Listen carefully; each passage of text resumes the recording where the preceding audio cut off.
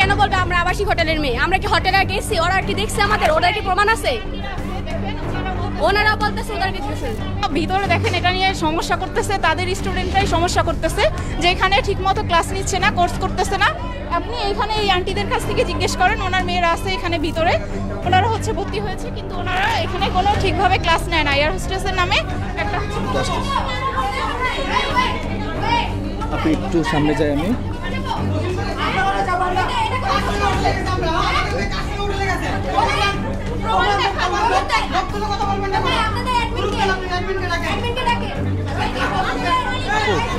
আজকে ঘেরাও কর্মসূচি কেন করছেন, কি দাবি আপনাদের?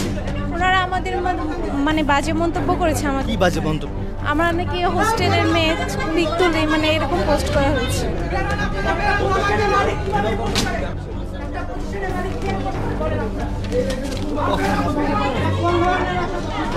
বলা হয়েছে আমরা নাকি হোটেলের মেয়ে, আমরা নাকি হোটেলের মেয়ে, আমরা নাকি দেহ ব্যবসা করে তারপর আবার মানে ওনাদের সাথে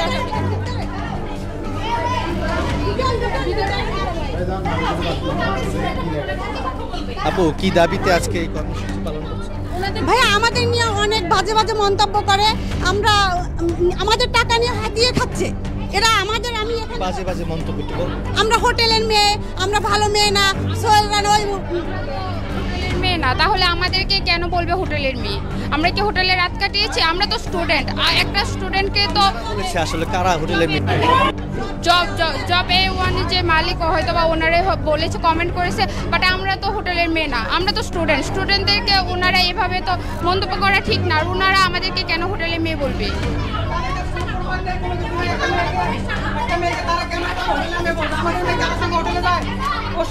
আমি পেজের অ্যাডমিনকে চাই 5 মিনিটের মধ্যে, এখানে পেজের অ্যাডমিনকে চাই। যদি পেজের অ্যাডমিনকে না দেওয়া হয় বাকি পদক্ষেপ আমরা নিব।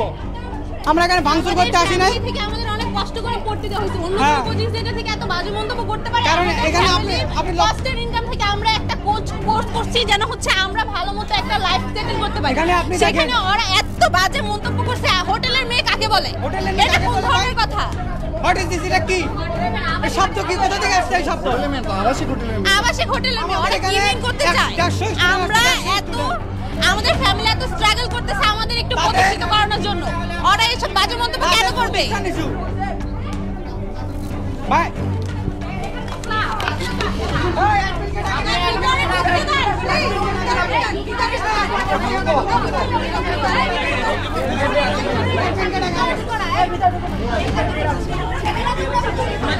অ্যাডমিনকে ডাকতে বলেন, এই ওদের অ্যাডমিনকে ডাকতে বলো, কে এই পোস্টটা করছে? আমাদের ক্যামেরা আছে, আপনাদেরকে ভাই একটু রিকোয়েস্ট করুন,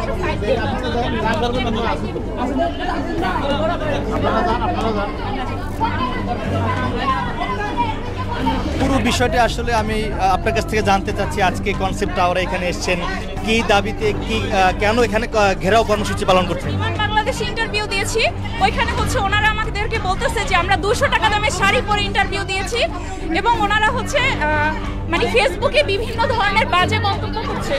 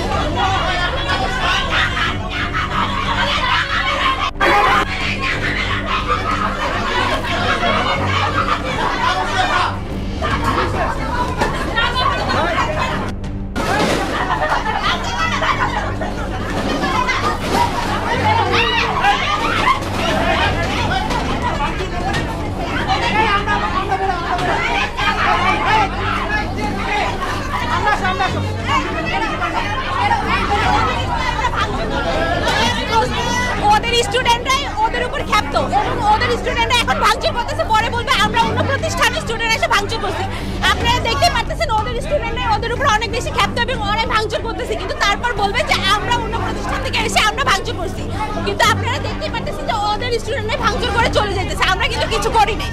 আমরা শুধুমাত্র যে অ্যাডমিন এই একটা বাজে মন্তব্য করতে ওদেরকে শুধু দেখতে চাইছি যে কোন অ্যাডমিন হচ্ছে এই পোস্টটা করছে, কিন্তু ওদের স্টুডেন্টরা ওদের উপর এত খ্যাপা যে আমাদের কিছু ভালো লাগতেছে না। ওদের স্টুডেন্টদের কাছে ওরা জবাব দিতে দিতে বাধ্য হইতেছে। ওদের কাছে ওরা বলেছে আমাদের প্রতিষ্ঠানটা কোচিং এর আবাসিক হোটেলের মেয়ে বলা হয়, তো ওনার একটা ছবি দিয়ে আমাদের পোস্টে মানে আমাদেরকে বলে মানে কোচিং এর মেয়েদেরকে বলছে যে আবাসিক হোটেলের মেয়ে। এটা কোন ধরনের কথা? এই যে দেখেন যৌনকর্মীর সাথে এটা তুলনা করা হয়েছে। দেখতে পাচ্ছেন আমাদের কাছে সবগুলো স্ক্রিনশট আছে। ওনার যেমন করতেছে আমরা খুবই মধ্যবিত্ত পরিবারের সন্তান, আমাদের ফ্যামিলি এত কষ্ট করে আমাদের কোচিং এ পাঠাইছে আমাদের লাইফ সেটেল করার জন্য। ওনারা কেন বলবে আমাদের ক্যারেক্টার নিয়ে কেন কথা বলবে? প্লিজ একটু করেন। আচ্ছা ওনারা যে আপনাদের বিরুদ্ধে যে অভিযোগটা এনেছে এটি আপনি কিভাবে? আপনাদের লোক আসতেছে, সে এসে কথা বলবে।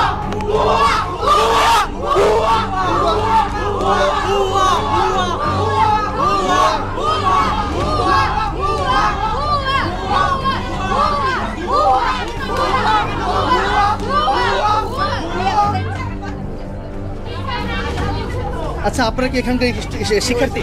আচ্ছা আমাদের কাছ থেকে এখানে জানার কিছু নেই। একটু জানার চেষ্টা করছি আসলে ওনারা যে দাবি করছে, ওনারা যে অভিযোগ ভাই আমরা ক্যামেরা দেখাতে চাচ্ছি না, বুঝতেছেন না কথা বলা। ঠিক আছে ভাই আপু এই যে আপু শুনেন, আপু শুনেন।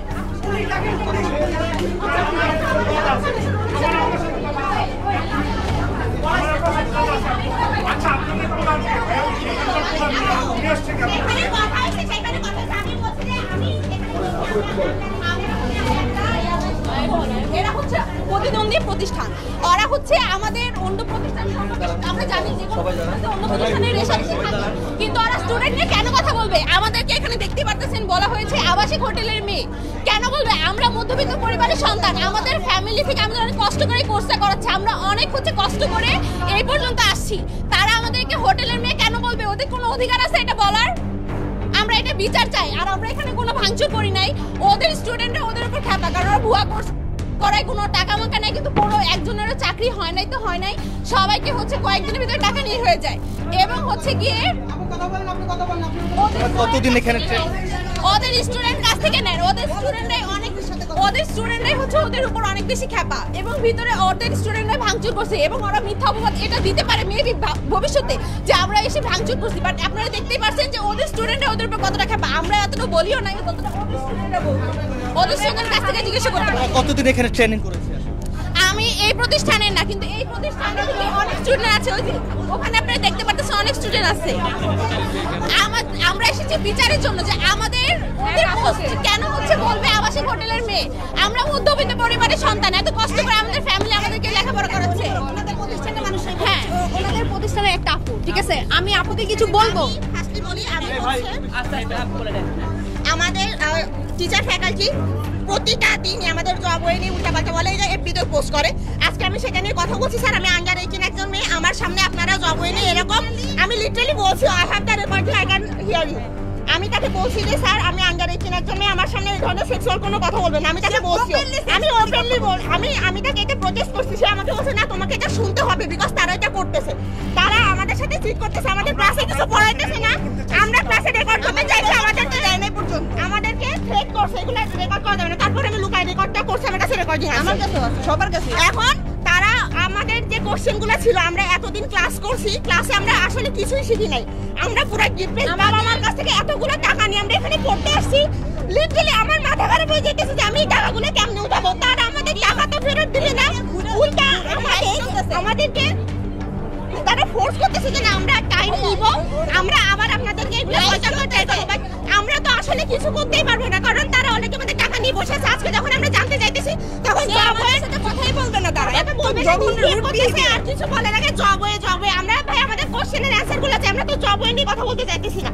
যখন আপনাদের প্রতিষ্ঠান নিয়ে কথা হচ্ছে তখন আমরা সবাই বলছি স্যার ওইটা বাদ দেন, আমাদের সামনে আসবেন প্লিজ, এখানে আসো, আপনারা একটু সামনে আসবেন প্লিজ, আসেন একটু, আমরা সবাই একটু আপনারা আমাদের সাইডে আসেন। আমার একটা কথা আছে, এটা কোর্স কমপ্লিট না করে তারা বিমানে কাজ করে। হ্যাঁ তারা আমাদের কিছুই শেখাচ্ছে না। আমরা ভিতরে ওনাদের সাথে ডিসকাশন করতেছিলাম, ঠিক আছে এই বিষয় নিয়ে আমরা ওনাদের সাথে ভিতরে ডিসকাশন করতেছিলাম। আপনারা যারা সাংবাদিক ঢুকছেন ওনারা আমাদেরকে ব্লেম করতেছে যে আমরা নাকি আপনাদেরকে ডাক দিয়ে আনছি, আমরা নাকি জবের মানুষকে আমরা রেকর্ডিং পাঠাইছি, তারা নাকি আপনাদের নিয়ে আসছে। এটা আমাদেরকে ব্লেম করতেছে। এটা কি পড়ালেখার সিস্টেমটা একটু বলেন তো। পড়ালেখার সিস্টেম পড়ালেখার কোনো আমাদেরকে রিডিং system করাইছে। রিডিং করে এই যে শীট, Reading এই যে শীট ভাই, এই শীটে রিডিং করাইছে। আর ব্লাড শিট এখানে এয়ারলাইন্সে চাকরি করতে গেলে আপনার আই না, ওনারা কিছুই করায় নাই, কিছুই করায় নাই, কিছুই না, কিছুই করায় নাই।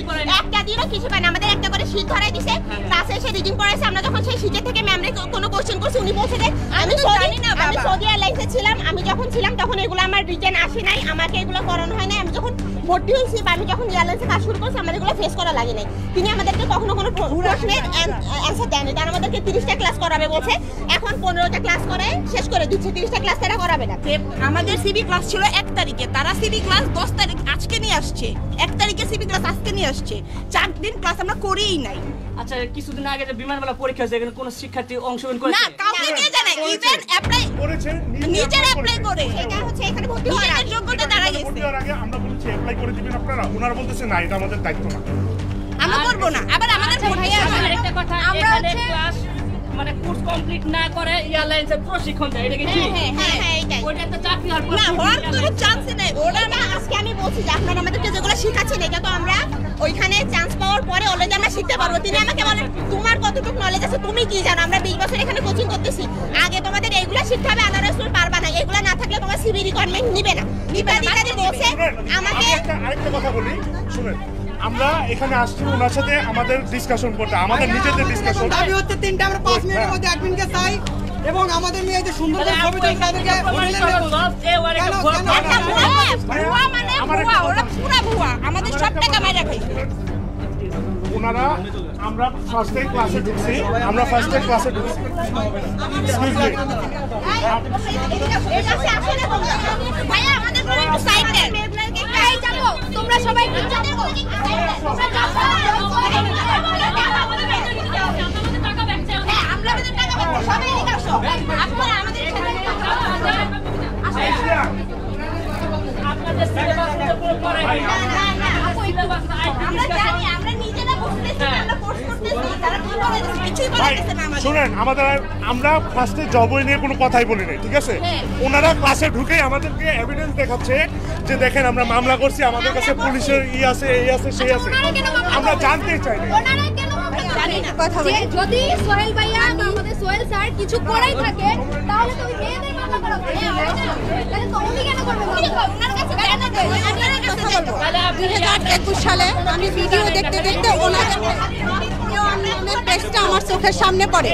আমি ওনাদের কল করার পরে আমি বললাম যে এখানে কি কোর্স করা হয়। উনি বললে এখানে বিমানবালা হওয়া যায়, কি পাস লাগে? উনি বললে এসএসসি পাস, মেট্রিক পাস লাগে।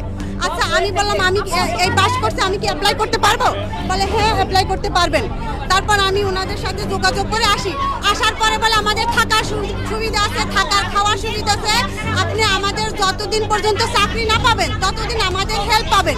এই কথা বলে আমি আসি, আমি বাড়ি থেকে পালিয়ে টাকা নিয়ে পালিয়ে আসি। তারপর বলে প্রথমে 8,000 টাকা দিয়ে শুরু করবেন। পরের 1 সপ্তাহ পরে আমার কাছে টাকা চাওয়া শুরু করছে। আমার কাছে টাকা ছিল না, আমি অনেক কষ্ট করে টাকাটা ম্যানেজ করছি। ওর কাছে চাওয়ার পরে আমি টাকাটা ম্যানেজ করছি। তারপর আমি আসার পরে আমাকে বলে উমুক জায়গায় আছে, আবাসিক হোটেল আছে, আপনি ওখানে যাই থাকতে পারেন। আমাকে তারা পথ দেখাই দেয় না। আমি একটা নিউ আসছি ঢাকাতে, আমাকে কোনো রাস্তাঘাট দেখানো হয়নি। তারপর আমার কাছ থেকে আস্তে আস্তে হাতিয়ে টাকাগুলো সব নিল। সব নেওয়ার পরে বলে আপনি নিউজে করেন, নিউজ প্রেজেন্টারে আপনি অ্যাপ্লাই করতে পারেন, আপনার চাকরি হবে। তারপর আমার কাছ থেকে আমার সব ডকুমেন্টস আছে, এই জবস এর রিসিটগুলো, এই যে দেখেন রিসিটগুলো আছে। আমার যে এই টাকাগুলো নিচ্ছে, আমার দাবি আমার টাকা দেবে। তারপর আমি কি করি, আমার তো সব শেষ, আমার তো থাকা খাওয়া নাই। আমি একটা মেয়ে মানুষ, আমি ঢাকায় এসে বিপদে পড়ে গেছি। তারপর আমি বললাম যে আমি এখন কোথায় যাব। তারপর এই জবস আমি ফোন করলাম যে ভাইয়া আমি এত বিপদে পড়ে গেছি, আমি কোথায়। তারপর উনি আমাকে চাকরি দেয়, আমি এখন ভালো আছি আলহামদুলিল্লাহ। ওনার কাছে আমি 5 বছর ধরে চাকরি করতেছি, 4 বছর ধরে।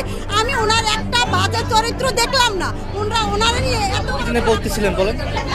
আমি একটা কথা বলি, আমাদের যে জব এমন যে প্রতিষ্ঠানটা আছে, এটা আমার মতে সম্পূর্ণ ভুয়া একটা প্রতিষ্ঠান। কারণ আমি যখন ফার্স্ট এখানে ভর্তি হয়েছি, আমাকে বলা হয়েছে তারা 30টা ক্লাস করাবে। তারা তো ক্লাস করাচ্ছেই না, ঠিক আছে, তারা আমাদেরকে কিছু শেখাচ্ছেও না। আর আজকে এর আগের ক্লাসে আমরা ইনাদের সাথে এক প্রকার মারামারি করার মতো করে গেছি যে আমরা হয় আমাদের টাকা ফেরত চাই, না হয় আমাদেরকে প্রপার একটা কোর্স দিতে হবে। এখন আমরা তো অলরেডি গ্রাম থেকে আসছি, আমি খুলনা থেকে আসছি, এখানে আমি একটা মধ্যবিত্ত ফ্যামিলির মেয়ে, এতগুলো টাকা দিয়ে আমি এখানে ভর্তি হয়েছি, তারা এই টাকাটাই আমাকে ফেরত দিবে না। কত টাকা দিয়ে? আমি এখানে 19,500 টাকা দিয়ে ভর্তি হয়েছি, কিন্তু এনারা এক একজনের কাছ থেকে, যার কাছ থেকে যেমন পারছে তেমন টাকা নিচ্ছে, 22,000 টাকাও নিচ্ছে এনারা। আমার কাছ থেকে 32,000 টাকা নিছে।